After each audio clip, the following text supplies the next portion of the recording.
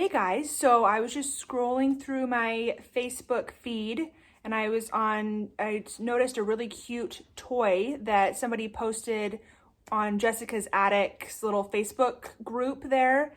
And she used some of the supplies that I got from Jessica's Attic and it inspired me to make the same toy. I'll put the picture of the toy that inspired me here so you guys can see it. And I have all the pieces that I need, but I thought I would show you kind of a peek into my brain when I'm planning a toy. So I have my inspiration, but then I need to figure out what color scheme I want to do and what supplies I need. So obviously I need a little guy to go on top, a little squishy figure like this, to go on top of that little disc, the little foraging disc, and then I need a ball. But to decide which color scheme I wanted, picked the little figure that would fit best on the top for safety. And now I have 4 different balls that I could use for the pulley part of the toy. And so now I'm comparing. I realized I went and looked at all the toys that I have in my sugar glider room, and I realized that I only really have one toy that fits in this color scheme. So I'm gonna use this color scheme. If you've seen my other video on organizing my toy making parts, you'll know that I have multiple color schemes kind of already pre-packaged with my supplies so that when I'm ready to make a toy, it just helps my brain. And so I'm gonna use this color scheme. So now, because I know I'm gonna use this color scheme, I am going to pick whether I want a yellow or a white ball. And then I'll look at what color chain I have, because I have all my chain organized in one bin also. So I just thought I'd show you kind of how my organization actually helps me when I'm planning my toys. So I will show you how I make that. I'll show you the difference between the two. So this is the 2mm chain. You're welcome for showing you my leg that needs a suntan really, really badly. And here's the 3mm chain, just so you can see the difference. 9 months later, I finally get around to making this toy.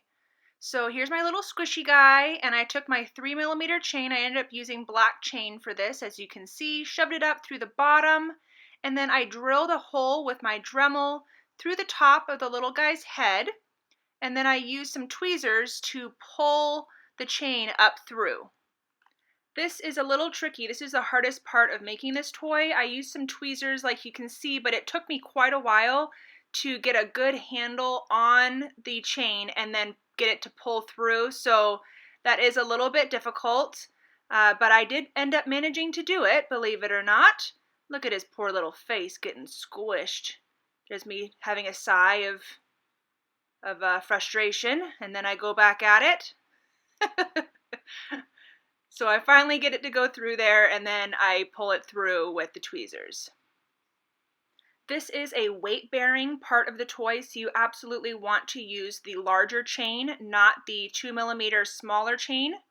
And then I just fed this through. I actually found a pink one of those little things, which was so cute. So I fed this through that little pill hider that I showed you in the video earlier, and then I'm feeding it through the center of the wiffle ball as well. And then I'm going to secure them nice and tight together. It's really important when making a toy that you don't have any gaps where their little foot could get stuck. So it's important that that's not loose there, that it's nice and tight. And also that you have deburred all of your chain. Make sure that you have taken the time to use some flush cutters to deburr. So now you can see I'm just holding the place where I want it to be tight there, just with a C-link. And then I put a little link lock on there. But I think I took that out eventually. Cutting the burrs off, those are my little flush cutters. I'll put a link in the description box for where you can buy those on Amazon. So this is what the toy looks like right now,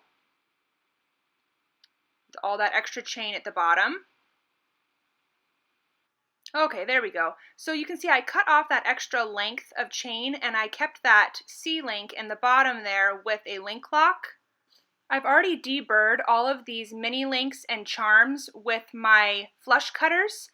Keep in mind that mini links are not weight bearing as well. They're just for decoration.